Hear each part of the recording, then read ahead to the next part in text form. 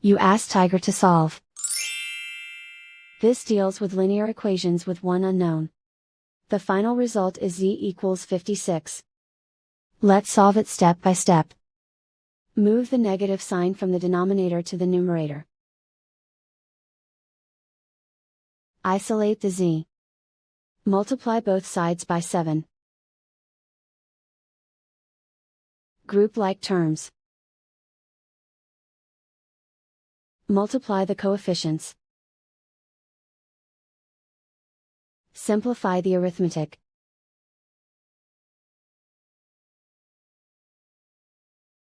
Convert the z into a positive number. Multiply both sides by -1.